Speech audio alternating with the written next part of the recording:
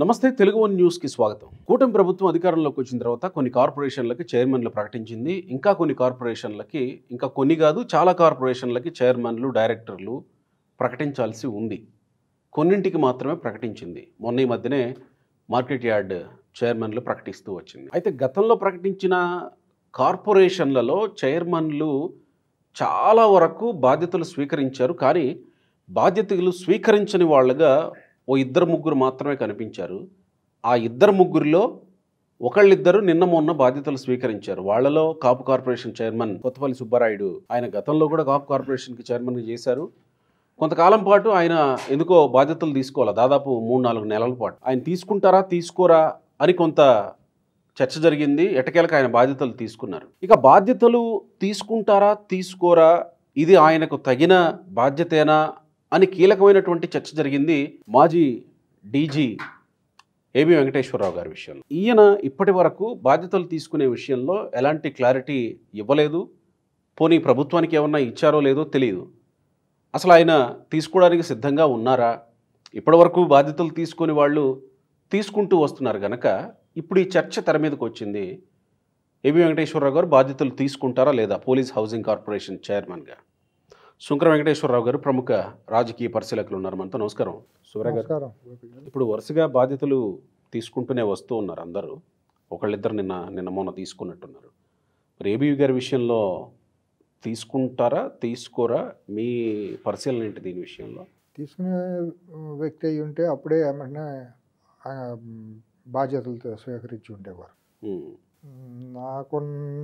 నా అంచనా ప్రకారం అయితే ఏబి వెంకటేశ్వరరావు గారు తీసుకోరు. అది ఒక రకంగా ఆయన అగౌరవపరిచినట్టు ఆ పోస్ట్ ఇచ్చి, ఆయన స్థాయికి ఆయన కొండ కెపాసిటీకి వాడుకునే విధంగా వాడుకోకుండా పొమ్మనకుండా పొగబెట్టినట్టే నేను అనుకుంటా. సరే, మీరు అన్నట్టు కొంతమంది గత 3-4 నెలలుగా తీసుకోకుండా ఇప్పుడు తీసుకున్నారంటే రకరకాల కారణాలతో వాళ్ళు తీసుకుని ఉండవచ్చు.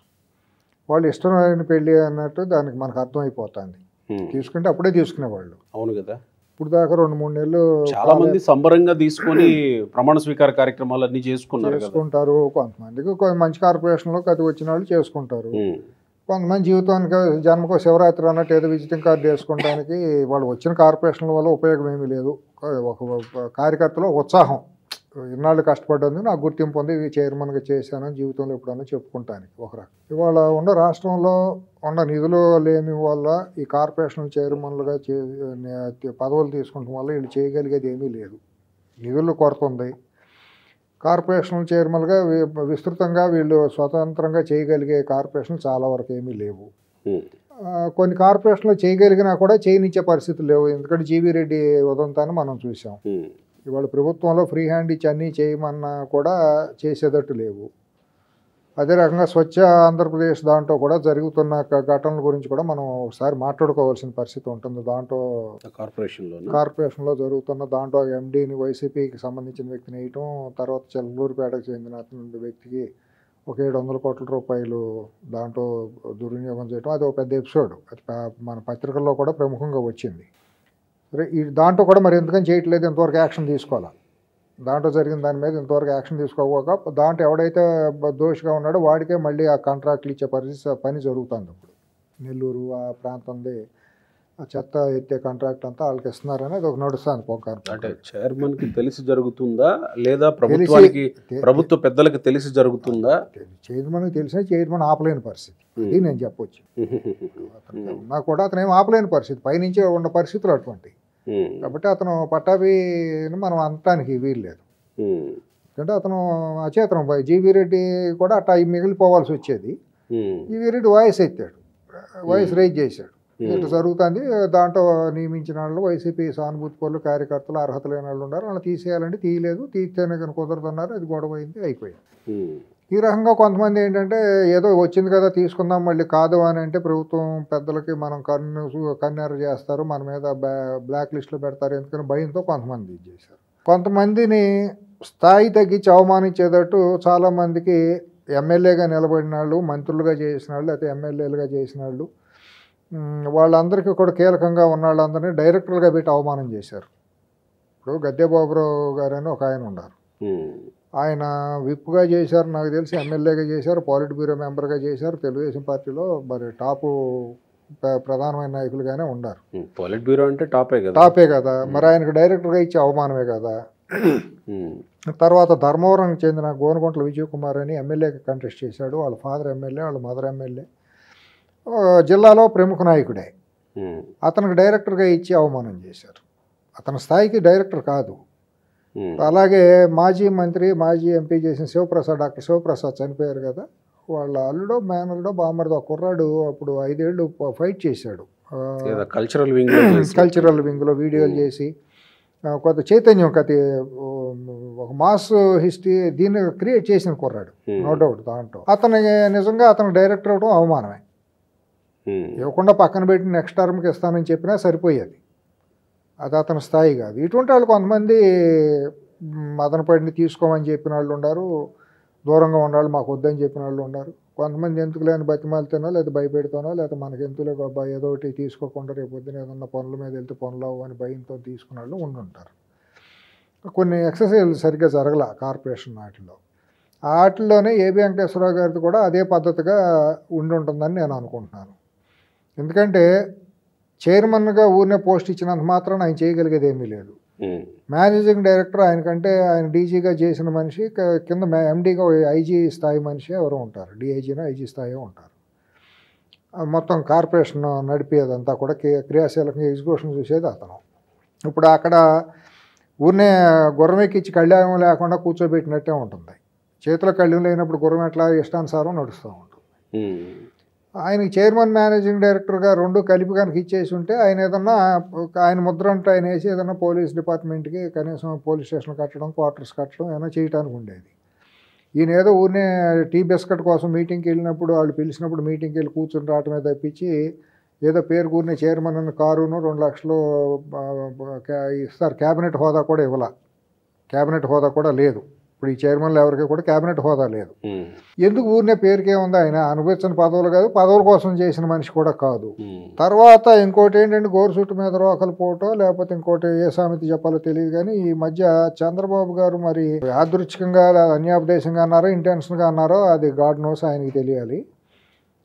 2014-19లో ఇంటెలిజెన్స్ వైఫల్యం వల్లనే మనం దెబ్బతిన్నామనే మాట ఎమ్మెల్యేల మీటింగ్లోనూ అసెంబ్లీలోనూ ఇంకా బయట కూడా అంటం జరిగింది. వివేకానంద రెడ్డి హత్య కేసుని ఇటన్నిటి కరెక్ట్గా అంటే అది జనం అందరూ అర్థం చేసుకునేది ఏంటంటే అప్పుడు ఇంటెలిజెన్స్ చీఫ్గా ఏబి వెంకటేశ్వరరావు గారే ఉన్నారు, ఆయన మిస్లీడ్ చేశారు అన్న భావం ప్రజల్లోకి వెళ్ళింది ఈయన అన్నది. సో దాన్ని ఏమన్నా అవమానంగా ఫీల్ అయ్యారా? అంతే కదా, సహజం కదా. ఇంటెలిజెన్స్ పరిమితులు గోపి గారు చాలా లిమిటెడ్గా ఉంటాయి. ఇంటెలిజెన్స్ వాళ్ళు నిజాలన్నీ తీసుకెళ్ళి చెబుతారంటే చెప్పినవన్నీ నిజాలు అయి ఉండకపోవచ్చు. ఒకవేళ చెప్పి నిజాలన్నీ చెప్పినా కూడా జీర్ణించుకోలేని పరిస్థితిలో ముఖ్యమంత్రి ఉంటారు, ఏ ముఖ్యమంత్రి అయినా. నేను 1984 నుంచి నేను చూస్తున్నాను, ఎన్టీ రామారావు గారు ముఖ్యమంత్రిగా ఉన్నప్పటి నుంచి నేను హైదరాబాద్లో చూస్తున్నాను. ఏ ముఖ్యమంత్రి కూడా ఇంటెలిజెన్స్ వాళ్ళు చెప్పినవన్నీ విన్న ముఖ్యమంత్రి ఇంతవరకు ఎవరూ లేరు. ఒక ఎన్టీ రామారావు గారు వినేవారేమో, ఎవరికాళ్ళకే నిజాలు చెబితే వాళ్ళు జీర్ణించుకోలేరు, అందుకని వాళ్ళకి కావాల్సినట్టు వీళ్ళు చెబుతారు. కొంతమంది నిజం చెప్పినా కూడా వాళ్ళు చేయాల్సింది చేసేసి మమ్మల్ని ఇంటెలిజెన్స్ తప్పుదారి పట్టించిందని ఇంటెలిజెన్స్ మీద తోసేస్తారు. వైస్ వర్సా, రెండు వైపులా ఉంటుంది. ఇప్పుడు ఇంటెలిజెన్స్ కంటే కామన్ సెన్స్ ముఖ్యం కదా, నాయకుడికి ఉండాల్సింది కామన్ సెన్స్ కదా. ప్రతిదీ ఇంటెలిజెన్స్ వాళ్ళు స్పూన్ ఫీడింగ్ ఇచ్చి నడపలేరుగా నిన్ను. నువ్వు ముఖ్యమంత్రి అయ్యావు, నువ్వు 40 years ఇండస్ట్రీలో నువ్వే చెప్పుకుంటావు కదా. అవును, వాళ్ళ మనసు రంజింపజేయాలని వీళ్ళేదో అబద్ధాలు చెప్పుకుంటా వస్తే మరి నీ కామన్ సెన్స్ తర్వాత వీళ్ళ మీద పడుతుందని వీళ్ళకైనా అదే అనేది. మరి మీ కామన్ సెన్స్ ఉండాలిగా, మీకు పొలిటికల్ ఇంటెలిజెన్స్ ఉండాలిగా. ఇంటెలిజెన్స్ చీఫ్ పొద్దున్న వచ్చి చెప్పిందంతా నిజమని ఎట్లా నమ్ముతావు? నీ క్యాబినెట్ సహచరులు, నీ క్రియాశీలకంగా పాలిట్ బ్యూరో, లేకపోతే నీకు ఒక థింక్ ట్యాంక్ అనేది ఉంటుందిగా ఏ పార్టీకైనా, వాళ్ళు చెబుతారుగా ఇది ఎట్లా ఉంది, దాన్ని కొరిలేట్ చేసుకోవాల్సింది నువ్వే కదా. నీ కామన్ సెన్స్ అనేది నీకు ఉండాలిగా. వివేకానంద రెడ్డి హత్య అయినా లేకపోతే ఇంకోటైనా సరే పక్కన వాళ్ళు 100 చెబుతారు. అందుకనే కదా నాయకత్వం అంటే అంత గొప్ప, అంత అనుభవించేది. మీరు దానికి మీకు వచ్చిన అంత ప్రయారిటీ, అంత ఇన్ఫ్లుయెన్స్ ఎందుకు వచ్చింది? మీకు దేవుడు ఇచ్చిన వరం అది. ఆ కామన్ సెన్స్ మీలో ఎక్కువ ఉంటుంది కాబట్టి మీరు ఆ స్థాయికి వెళ్ళారు. వెళ్ళినప్పుడు మరి ఇతరులను నిందించకూడదుగా ఇంటెలిజెన్స్ వైఫల్యం చేసిందని. సామాన్యంగా గ్రామీణ స్థాయిలో ఉండే వాళ్ళు కూడా తెలుసు ఏం జరుగుతుందో, వాళ్ళు తెలుసు. దానికి పెద్ద ఇంటెలిజెన్స్ అవసరం లేదు, ఇంకొకళ్ళు అవసరం లేదు. వివేకానంద రెడ్డిది హత్య లేకపోతే ఆత్మహత్య లేకపోతే మర్డర్ అనేది ఎవరు చంపారు అనేది సాయంత్రానికి అప్పటికే అందరికీ వచ్చేసి. మరి ఇంటెలిజెన్స్ వైఫల్యం చేసింది అంత చేసింది అన్నప్పుడు, ఒకవేళ మీకు తప్పు మెసేజ్ ఇచ్చారు అన్నప్పుడు, మర్నాడు నీ చేతిలో కత్తి పెట్టి నారాసుర రక్త చరిత్రని తప్పు చేసినప్పుడు నువ్వు డిఫామేషన్ కేసు ఎందుకు వేయలేదు? ఇప్పుడు అక్కడ నా చంద్రబాబు హత్య చేశాడు అన్నప్పుడు పోస్ట్ మార్టం చేయకుండా వాళ్ళు పూలు ఎట్ట జిమ్మినప్పుడు నువ్వు దాన్ని ఎందుకు ఎక్స్పోజ్ చేయలేదు? హత్య చేసి జరిగింది నా చంద్రబాబు హత్య చేయించాడు అన్నప్పుడు కుట్లు ఎట్ట వేయించారు, వాళ్ళు పూలు ఎట్ట జిమ్మిచ్చారు, బ్లడ్ ఎవరు గడిగారు? నువ్వు అది దర్యాప్తు జరగాలి కదా. బ్లడ్ గడిగినప్పుడు ఎన్ని రీజనబుల్గా నువ్వు క్వశ్చన్ చేసావు అప్పుడు? పోనీ ఎందుకు మాట్లాడలేకపోయి ఇవన్నీ మరి ఎక్స్పోజ్ చేస్తాం, మీ పార్టీ వాళ్ళు ఎందుకు నోరెత్తలేకపోయారు? వైఫల్యం మీ వైపున ఉందా లేదా?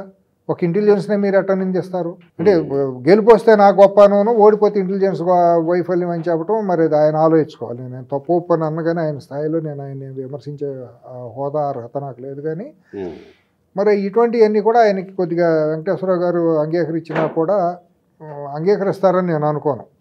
ఏమన్నా సన్నిహితుల నుంచి సమాచారం, మీరు కూడా సన్నిహితులే? నాకు సన్నిహితం ఏముంటుంది, ఊరిని ఎదురుపడితే నమస్కారమే. కానీ ఆంతరంగికంగా నాకేమంత, నేనేం ఆంతరంగిక మిత్రుడిని కాదు. సమాచారం ఏమన్నా తెలిసిందా మీకు? ఏవో నేను అప్పుడు ఆంతరంగిక మిత్రులతో ఏమైనా చేసుకుని వాళ్ళు బయటికి చెప్పరు కదండి, పరిచయమే. కానీ నేను అంత ఆంతరంగిక మిత్రుడిని కాదు. జస్ట్ అసెస్మెంట్ ఆయన వ్యక్తిత్వాన్ని, ఆయన దీన్ని దగ్గరగా చూశాను. అంత నాకు పరిచయం లేదని అబద్ధం చెప్పను, ఆత్మీయ ఆంతరంగికుండని నేను చెప్పను. ఆయన వ్యవహార శైలి కొన్ని సంవత్సరాలు చూశాను కాబట్టి ఆయన కొద్దిగా గాయపడిన దీంతోనే ఉంటారు. ఎందుకంటే అవమానమే కదా ఒక రకంగా. ముఖ్యమంత్రి ఆ మాట అన్నారు అని అంటే మొగుడు కొట్టినందుకు తోడుకోవడం నవ్వినందుకు అన్నట్టు అవుతుంది కదా. ఆ భావంతో ఒక సీనియర్ జర్నలిస్ట్ అన్నది ఏంటంటే, నేను ఒకసారి మాట్లాడాను ఆయనతో, ఏంటి సార్ తీసుకుంటున్నారా అని అంటే, నాకు అంతకంటే పెద్ద బాధ్యతలు నేను చేయాల్సిన పనులు చాలా ఉన్నాయి, చాలా పెద్ద బాధ్యతలు ఉన్నాయి అని అన్నారు. ఆ ఒక్క మాటతో మనం ఇంకా అర్థం చేసుకోవాలి చాలా. నా ఉద్దేశం అయితే ఆయన తీసుకోరండి.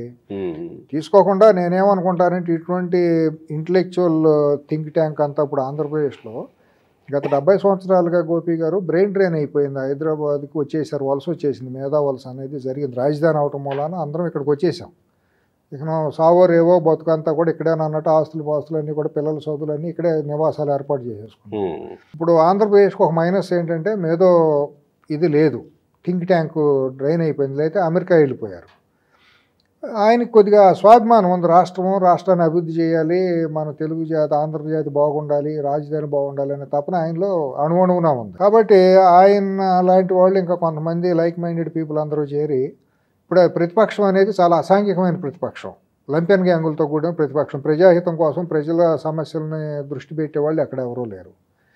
ప్రభుత్వం ఎంతసేపు చిడతల భజన బ్యాచ్ని పక్కన పెట్టుకుని ఆహా ఓహా అని చిడతల భజన వాళ్ళకై ఉపయోగం కానీ, వాళ్ళే ఆత్మీయులు కానీ, అక్కడ కీలకంగా ప్రజల నుంచి ఏం వస్తుందని ఫీడ్బ్యాక్ తీసుకునే వాళ్ళు అక్కడ ఎవరూ లేరు. వాళ్ళ ప్రజల తరఫున ప్రజాగాళంగా నిలబడాల్సిన వాళ్ళు ఆ అవసరం ఎంతైనా ఉంది. సివిల్ సొసైటీ అవసరం అక్కడ ఎంతైనా ఉంది. ప్రభుత్వాన్ని సరిగ్గా దిశానిర్దేశం చేయాల్సిన బాధ్యత, ప్రభుత్వం తప్పులు చేస్తుంటే ఎత్తి చూపించాల్సిన బాధ్యత, ప్రజాపక్షాన్ని నిలబడాల్సిన బాధ్యత ఎంతైనా కూడా ఇవాళ బుద్ధిజీవులకు ఉంది అక్కడ. నా ఉద్దేశం అయితే, నేను ఆయనకు సలహా చెప్పడం కాదు కానీ మీ ద్వారా ఇక్కడ మాట్లాడేది ఏంటంటే, ఇటువంటి వాళ్ళందరూ లైక్ మైండెడ్ పీపుల్ తయారయ్యి ఒక సివిల్ సొసైటీకి ఏర్పడితే, అంత మునుపు కూడా మరి ఎన్నికలకు ముందు కూడా చాలామంది నిమ్మగడ్డ రమేష్ గారు, ఎల్వి సుబ్రహ్మణ్యం గారు, పివి రమేష్ గారు, వీళ్ళందరూ కూడా వాళ్ళు చేసిన సేవనే అనాలి. వాళ్ళు వినిపించిన వాయిస్ ప్రజల్లో ఒక దీన్ని నింపింది, స్ఫూర్తి అనండి లేదా ధైర్యం అనండి, ఆలోచింపజేసింది. కాబట్టి ఇవాళ ప్రజాహితం కోసం ప్రజల రాష్ట్రం అభివృద్ధి దృష్టిలో పెట్టుకుని వీళ్ళందరూ కూడా వచ్చి యువతతోనూ రైతులతోనూ ఇంటరాక్ట్ అయ్యే విధంగా ఒక ఫోరంగా తయారైతే బాగుంటుంది. వాళ్ళు ఈ కార్పొరేషన్ చైర్మన్ తీసుకుని నెలకు 1,00,000 2 లక్షల జీతం అవినీతి చేసేవాళ్ళు కాదు వీళ్ళు. అంతమించి వాళ్ళకి వచ్చేది ఒరిగేది ఏమీ లేదు. అది ఏమీ చేయలేని అసమర్థులుగా మిగిలిపోయి, కార్పొరేషన్లు తీసుకుని ఏమీ చేయలేని అసమర్థులుగా మిగిలే కంటే ఏదో ఉడతా భక్తిగా చంద్రుడిగా నూలు పోగన్నట్టు వీళ్ళు కూడా మరి ప్రజల పక్షాన, రైతుల పక్షాన, యువత పక్షాన నిలబడి యువతలను మోటివేట్ చేసి, ఇవాళ అధికార పార్టీ కూడా ఆ చేతనత్వంతోనే గొప్పగా ఏం పెర్ఫార్మెన్స్ జరుగుతున్నట్టు అనిపించట్లేదు. ఎంతసేపు తప్పుదారిలో వెళ్తుందని కార్యకర్తల్లో కూడా చాలా తీవ్రమైన ఆవేదనలో ఉన్నారు, తెలుగుదేశం పార్టీ కార్యకర్తలు కూడా. మరి వాళ్ళ మనోభావాలు కూడా పరిగణలోకి తీసుకుంటే కొద్దిగా ప్రజలతో మమేకమయ్యే విధంగా ఒక సివిల్ సొసైటీగా ఒక ఫోరంగా తయారయ్యి ఇటువంటి ఏబి వెంకటేశ్వర గారు లాంటి వాళ్ళు ఇంకా బుద్ధిజీవులు అందరూ కూడా రిటైర్ అయిన వాళ్ళు లెక్చరర్లు ప్రొఫెసర్లు ఎంప్లాయీస్ వీళ్ళందరూ ఉంటారు కాబట్టి తపన ఉండాలి సేవాభావం. టెక్నికల్గా చూసినప్పుడు మరి ఇప్పుడు జియో ఇచ్చి ఇంతకాలం అవుతుంది, అది ఆటోమేటిక్గా రద్దు అయిపోతుందా లేకపోతే ప్రభుత్వం ఏమన్నా రద్దు చేయాలి? ఒకవేళ బాధ్యతలు తీసుకోకపోతే దానికి టైం పీరియడ్ అంటూ ఏమీ లేదు. అంటే అట్టని ఎన్నో రోజులు ఖాళీగా పెట్టరు కదా. ఇన్ని రోజులు పెండింగ్లో పెట్టి నేను తర్వాత తీసుకుంటానని వెళ్తాం కూడా ఆయనకి అమర్యాదే, అవమానంగానే ఉంటుంది. ఆయనకి కూడా క్రెడిబిలిటీ పోతుంది కదా, మ్యాటర్ ఆఫ్ క్రెడిబిలిటీ కదా. అట అని ఎన్ని రోజులు అట్ట పెట్టాం కదా, ఇంకా ఆయన రావట్లేదు కదా అని ఆయన కోసం కూడా వేచి చూసేది ప్రభుత్వం. మరి మాదేముంది ఇచ్చామని తీసుకోలేదని ఒక నెపమేయటం కోసం వాళ్ళు ఆ ప్రయత్నం చేయొచ్చు. బట్ నేను అనుకునేది ఏంటంటే ఆయన యాక్సెప్ట్ చేయరు, ఆయన స్థాయికి తగింది కాదు. నిజంగానే ఆయన మాట మీరు అన్నట్టు ఆయన ఒక జర్నలిస్ట్ ఆయన అన్నారు అని అంటే ఆ రకంగా కనుక ఆయన ఆలోచిస్తే బాగుంటుంది. మరి ఆయన ఆలోచన ఇంకా మరి వేరే ప్రభుత్వం ఇంకా వేరే రకంగా ఆయన వాడుకుందాం అనుకుందాం. మరి ఆయనకి మరి చంద్రబాబు గారు మరి అత్యంత ఆత్మీయులు, ఎందుకంటే నాకు తెలుసు కాబట్టి. ఆయన చంద్రబాబు గారికి జలుబు చేస్తే ఈయన ముక్కు తుడుచుకునేంత ఆత్మీయత ఉంటుంది ఈయనకి. ఏబి వెంకటేశ్వర గారు ముక్కు తుడుచుకునేంత, నేను నవ్వుతా కూడా చంద్రబాబు గారు జలుబు చేస్తే మీరు ముక్కు తుడుచుకుంటారని కూడా నేను ఇప్పుడు అనేవాడిని. అంత ఆత్మీయత ఉంది ఆయన బాబు గారు అంటే, ఆయనకు అంత గౌరవం ప్రేమ ఉంది. మరి ఆ రకంగా వెళ్తారా లేకపోతే ఈయన ఇండివిజువల్గా ఏమన్నా ప్రజా సమస్యల మీద, రైతు సమస్యలు, యువత సమస్యలు ఆ రకంగా మోటివేట్ చేసుకుంటా ప్రజాపక్షాన్ని నిలబడతారా? మరి ఆయన ఆలోచన ఏంటో మనకు తెలియదు. చూద్దాం. ఏదైనా కూడా సమాజం రాష్ట్రం కోసం నిలబడే వ్యక్తిగా నిలబడితే బాగుంటుందని ఒక మిత్రుడిగా అనుకుంటాను. Right sir, thank you.